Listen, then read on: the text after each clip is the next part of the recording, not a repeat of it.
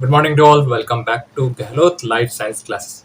जैसा कि आपको पता है, हमने असिस्टेंट प्रोफेसर के लिए यहाँ पे PYQ सीरीज चालू की गई है। तो यहाँ पे ये सीरीज आगे बढ़ रही है और इसके अंतर्गत आपको हर बार नए नए क्वेश्चन देखने को मिलते हैं।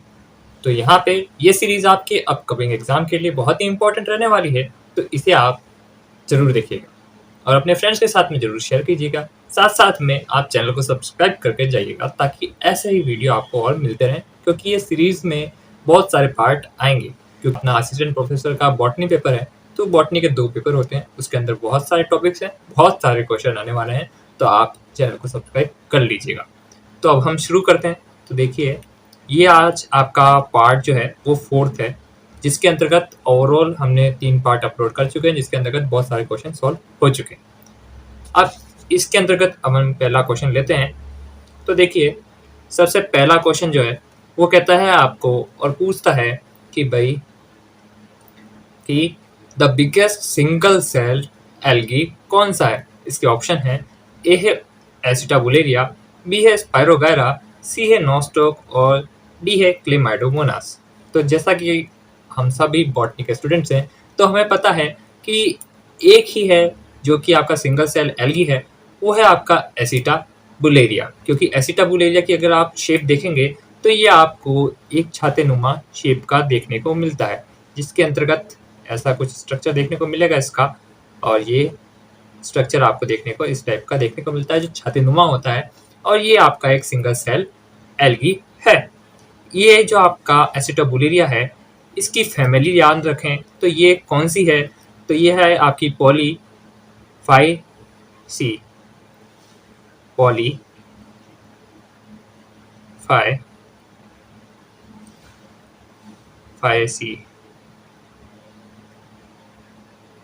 फैमिली का मेंबर है।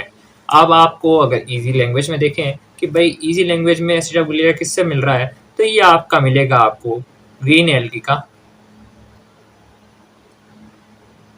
मेंबर ये है। तो आपको ये बातें याद रखनी है। ये आपके सब ट्रॉपिकल वाटर में मिलता है, बातें इसमें याद रख लेनी है। अब नेक्स्ट क्वेश्चन के ऊपर चलते हैं। तो देखिए, यहाँ पे बहुत ही अच्छा क्वेश्चन पूछा गया है, जिसके अंतर्गत आपसे कहा गया है कि विच one of the following pair is not correctly match. मतलब कि आपको कौन सा गलत मैच है इसमें से वो देखना है। तो देखिए, यहाँ पे बहुत सारे ऑप्शन है। देखिए, एट्रोसिस्ट के ऊपर, आयोडीन के ऊपर, एगार एगार के ऊपर और फ्यूकाजेंथिन के ऊपर। तो देखिए, फ्यूकाजेंथिन से शुरू करते हैं। तो देखिए, फ्यूकाजेंथिन का कहा गया है कि ये ब्राउन एल्गी में मिलता है।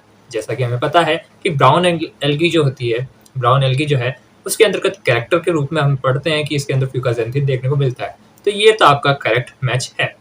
दूसरा आता है अगार अगार, जो कि आपको रेड एल्गी से मिलता है। रेड एल्गी आपकी जो होगी जेलेडियम और ग्रेसिलेरिया ये है, ये अभी सबको पता है। पिछले पार्ट्स में भी हमने इसके बारे में डिस्कस किया है, तो ये आपको क्लियर हो जाना चाहिए। तो ये आपका एक आंसर सही है। आयोडीन जो है वो आपके ब्राउन एल्गी यानी कि वही लेमनेरिया और फ्यूकस से मिलती है, तो ये आपका ऑप्शन सही है। लेकिन जो हेट्रोसिस्ट है वो आपकी ऑसिलिटोरिया से नहीं मिलती, क्योंकि हेट्रोसिस्ट जो है वो आपकी नोस्टॉक जो एल्गी होती है उसके अंतर्गत देखने को मिलती है। क्योंकि हेट्रोसिस्ट जो है वो आपका क्या करता है, नाइट्रोजन फिक्सेशन का काम करने वाली स्ट्रक्चर है। हेट्रोसिस्ट जो है वो एक बड़ी सेल हो जाती है, जो कि आपको नोस्टॉक के स्ट्रक्चर में देखने को मिलती है। तो ये आपका ऑप्शन जो ए है वो आपको यहाँ पे सही करना है, जो कि मैच नहीं है। अब नेक्स्ट क्वेश्चन लेते हैं। तो यहाँ पे सीधा सा पूछा गया है कि study of algae is called, pomology कहेंगे, इकोलॉजी कहेंगे, फाइकोलॉजी कहेंगे या माइकोलॉजी कहेंगे, ये यहाँ पे पूछा गया है। तो एज अ बॉटनी स्टूडेंट आपको पता है कि फाइकोलॉजी के अंतर्गत ही एल्गी की स्टडी होती है। अब फाइको और लॉजी जो है वो 2 शब्दों से बनके बना है। तो ये फाइको और लॉजी जो है, तो फाइको इसका होता है आपका एल्गी, और ये लॉजी जो है इसका होता है स्टडी करना। स्टडी करने का मतलब कि एल्गी की स्टडी जिसके अंतर्गत होगी वो आपके फाइकोलॉजी कहलाएगी ब्रांच। तो ये आपको बात ध्यान है। अब नेक्स्ट क्वेश्चन लेते हैं। तो यहाँ पे देखिए कि यहाँ पे आपसे बहुत ही अच्छा क्वेश्चन पूछा गया है, जिसके अंतर्गत पूछा गया है in which of the following only DNA is present instead of chromosome.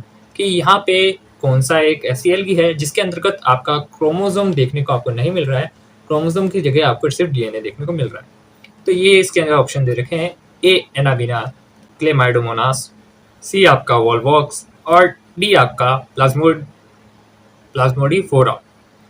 तो देखिए यहाँ पे ये सारे जो ऑप्शंस हैं आपके, उसके अंतर्गत हमें पता है कि भाई डीएनए जो स्ट्रक्चर है उसको क्रोमोसोम बनने के लिए कैसे चीज़ें चाहिए होती है।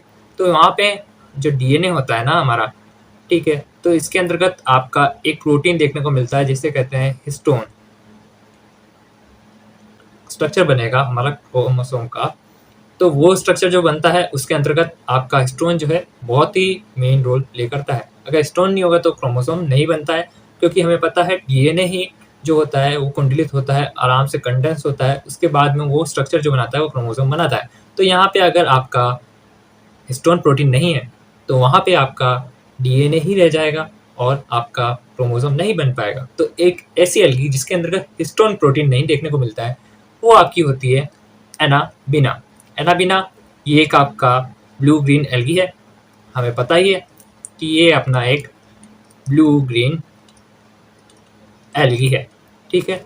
और इसके बारे में और अगर बात करें तो बहुत सारी चीज़ें जो आती है एनाबिना से रिलेटेड आती है। देखिए उन सभी को नोट करते हैं कि एक तो साइनोबैक्टीरिया है, साइनो,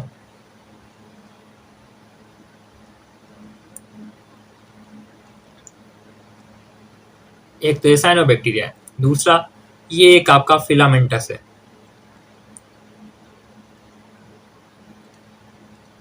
फिलामेंटस एल्गी है, तीसरा ये आपको प्लैंकटन के रूप में भी देखने को मिलता है, चौथा ये आपको सिम्बायोटिक रिलेशनशिप के अंतर्गत भी देखने को मिलता है। तो ये सारी चीज़ें ये करता है, तो इस सारी चीज़ों से क्वेश्चन पूछ लिया जा सकता है, तो आप इस सब को नोट कर लीजिएगा। अब हम बात करें कि यहाँ पे नेक्स्ट क्वेश्चन के बारे में, तो ये देखिए कि यहाँ पे पूछा गया है which one of the following has a single thylakoid पर ग्रेनम, जिसके अंतर्गत ऑप्शन है एल्गी के अंतर्गत रेड एल्गी, ए, बी ब्राउन एल्गी, सी ग्रीन एल्गी और डी ब्रायोफाइट्स। तो देखिए जो हमारा रेड एल्गी है, वो रेड एल्गी की जो सेल होती है वो ऐसा माना जाता है कि ये यूकैरियोटिक सेल के बहुत नज़दीक है, उस टाइप के स्ट्रक्चर यहाँ पे देखने को मिलते हैं। तो उसी टाइप के स्ट्रक्चर के कारण यहाँ पे जो रेड एल्गी होती है उसके अंतर्गत जो थैलेकॉइड होगा उसके अंतर्गत जो ग्रेनम होता है वो एक ही मिलेगा। मतलब कि यहाँ पे जो आपका ऐसे सिक्के नुमा संरचना होती है उसमें ये एक होगा, वो ग्रेनम कहलाएगा। और ग्रेना जो होता है वो ऊपर ऊपर ऊपर जैसे सिक्कों का रखते हैं तो वो एक झुंड बनता है। तो यहाँ पे आपको ग्रेनम देखने को मिलेगा, ग्रेना जो होता है वो झुंड में रखा हुआ होता है। तो यहाँ पे आपको सिंगल दिखने को मिल रहा है, इसलिए यहाँ पे हमने इसे ग्रेनम कहा है। तो ये बात आपको याद रखनी है कि सिंगल को ग्रेनम कहेंगे और बहुत सारे जब ग्रेनम इकट्ठे हो जाएंगे तो उसको ग्रेना कहेंगे। तो ये आपको देखने को मिलता है रेड एल्गी के अंतर्गत कि एक सेल के अंदर एक ही ग्रेनम है। नेक्स्ट क्वेश्चन की तरफ चलते हैं।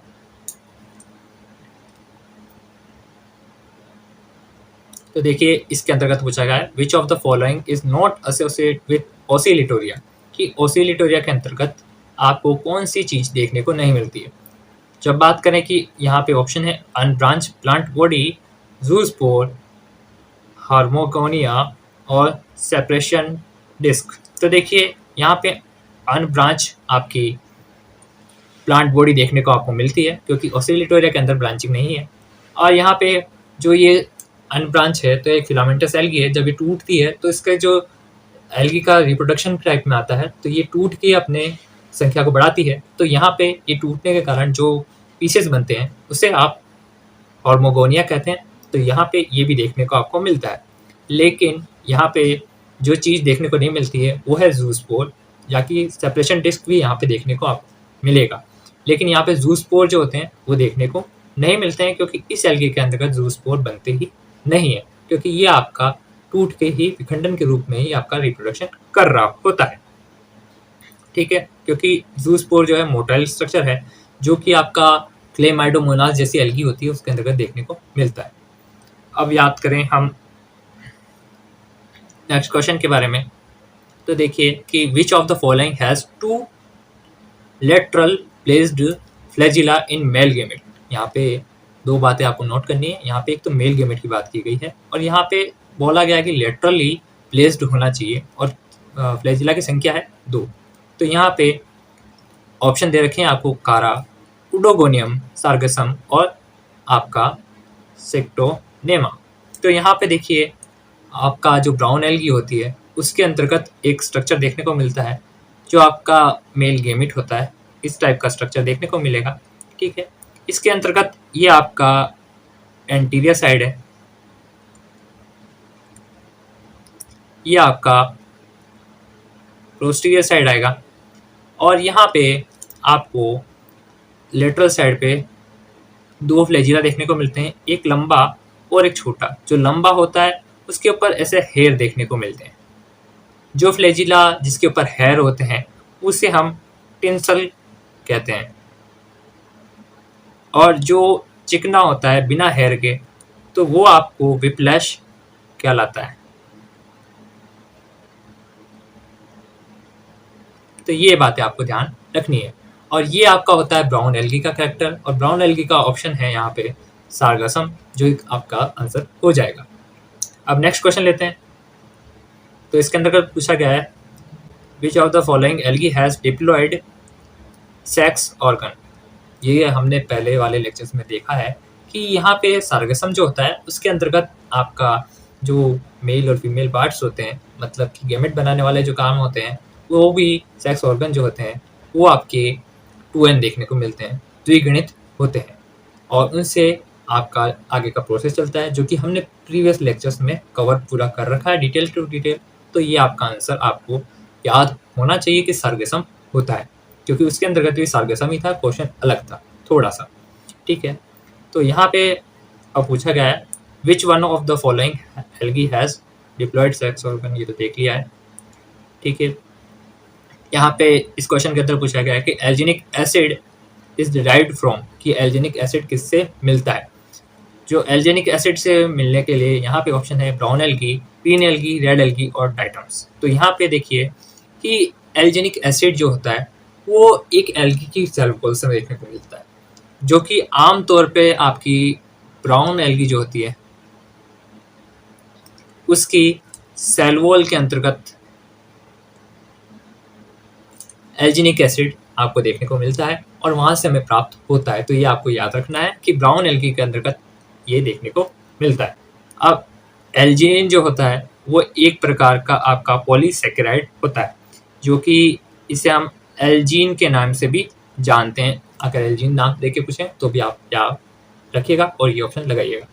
तो अब ये सारा क्वेश्चन होता है। अब नेक्स्ट क्वेश्चन की ओर चलते हैं।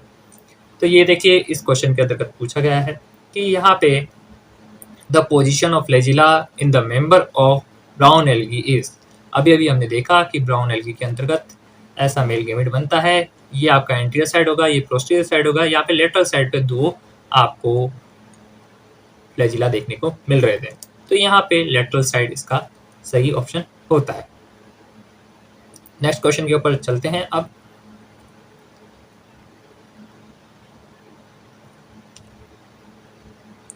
तो यहाँ पे पूछा गया है कि paramylum granule are present in. Paramylum granule जो है उसके बारे में आपको थोड़ी बात ध्यान रखनी है कि यहाँ पे जो यूग्लिना है उसके अंतर्गत ये देखने को मिलता है, ठीक है। अब यूग्लिना के अंतर्गत देखने को मिलता है तो ये होता क्या है ग्रेन्यूल और इसके बारे में। तो ये स्टोरेज का काम हो रहा है, इसके अंतर्गत पॉलीसेकेराइड का होता है और इसके अंदर जो यूनिट होगी वो बीटा 1,3 लिंक्ड ग्लूकोज की यूनिट्स से ये बना होता है। तो ये बात आपको ध्यान रखनी है। अब बात करें नेक्स्ट क्वेश्चन के, तो यहाँ पे पूछा गया है which one of the following stage is not found in green algae, यानी कि क्लोरोफाइसी जो ग्रीन एल्गी की फैमिली है उसके अंतर्गत इनमें से कौन सा कैरेक्टर देखने को नहीं मिलता है।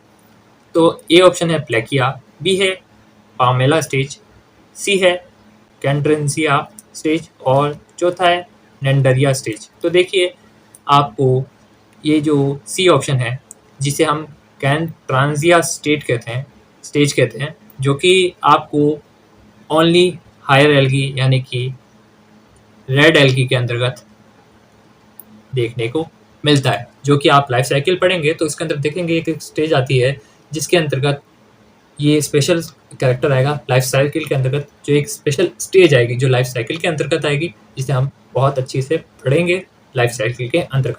तो ये स्टेज आपकी रेड एल्गी में ही देखने को मिलती है, तो ये उसका एक फीचर भी आप मान सकते हैं। तो इसके लिए आपको ये ऑप्शन देखना है, ठीक है। अब नेक्स्ट क्वेश्चन लेते हैं। यहाँ पे पूछा गया है कि सिनजूस्पोर ऑफ वाउकेरिया। तो देखिए कि यहाँ पे पूछा गया वाउकेरिया के अंदर जो सिनजूस्पोर मिलता है उसका कैरेक्टर क्या होगा। तो जैसा हमें पता है, यहाँ से नाम से ही आपको दो चीज़ें क्लियर हो जानी चाहिए। एक तो जूस्पोर है तो उसके अंदर आपको फ्लैजिला मिलेगा, ठीक है, फ्लैजिला देखने को मिलेगा। तो यहाँ पे जो चौथा ऑप्शन है ये अफ्लैजिलेट यानी कि फ्लैजिला नहीं है, तो ये वाला तो ऑप्शन पहले से आप हटा दीजिएगा।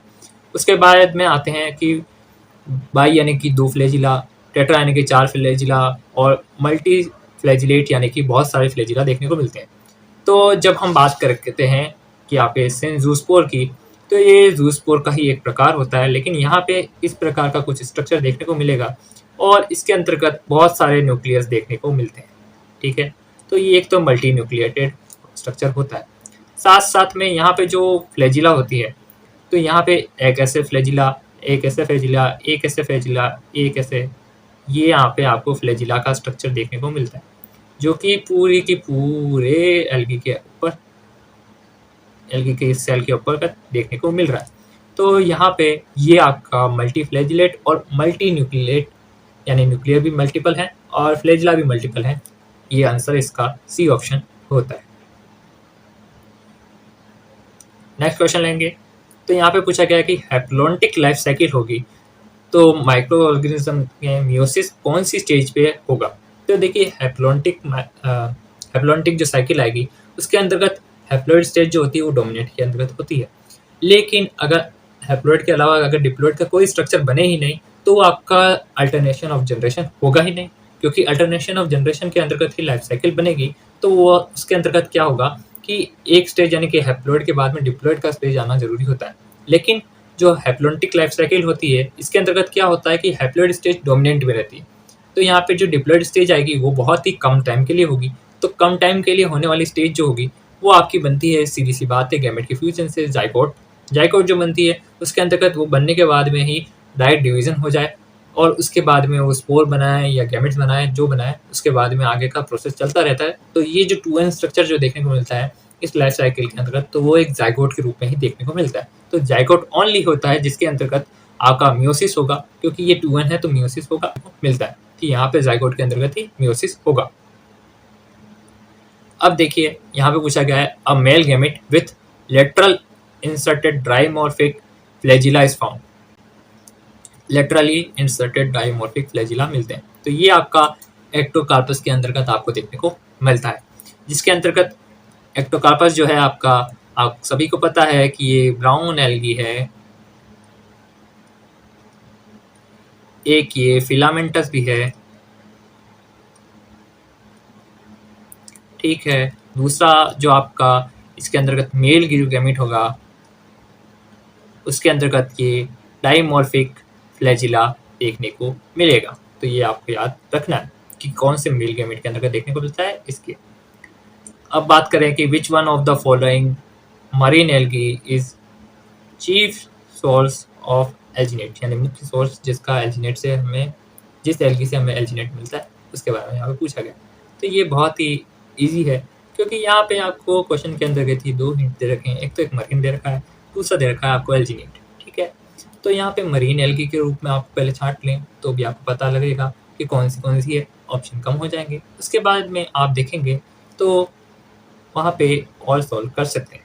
तो देखिए यहाँ पे अगर आप सीधा से याद रखें तो यहाँ पे लेमिनेरिया जो होता है वो उससे एल्जिनेट आपको देखने को मिलता है, प्राप्त होता है, क्योंकि ये आपकी ब्राउन एल्गी है और ब्राउन एल्गी के अंतर्गत एल्जिनेट देखने को मिलता है। तो आप ये याद रख लीजिएगा। अब नेक्स्ट क्वेश्चन आता है which of the following shows heterotrichous habit. Heterotrichous habit के बारे में हम पहले ही बात कर चुके हैं, जिसके अंतर्गत आपका थैलस जो होता है वो दो प्रकार का होता है, एक होता है इरेक्ट और एक होता है आपका प्रोस्टेट, यानी कि एक खड़ा हो सकता है या फिर आप एक पूरा का पूरा ज़मीन पे लेटा हुआ थैलेस हो सकता है। लेकिन कुछ एल्गीज़ जो होती है इसके अंतर्गत ये दोनों फीचर्स देखने को मिलते हैं, और ये दोनों फीचर्स जिस एल्गी के अंतर्गत देखने को मिलते हैं उसके हमने नाम लिख लिए थे।